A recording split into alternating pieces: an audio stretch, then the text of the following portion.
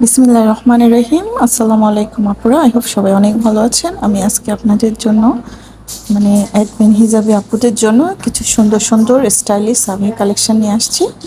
I hope আপনাদের অনেক ভালো লাগবে। ফুল ভিডিওটি দেখেন। ধন্যবাদ।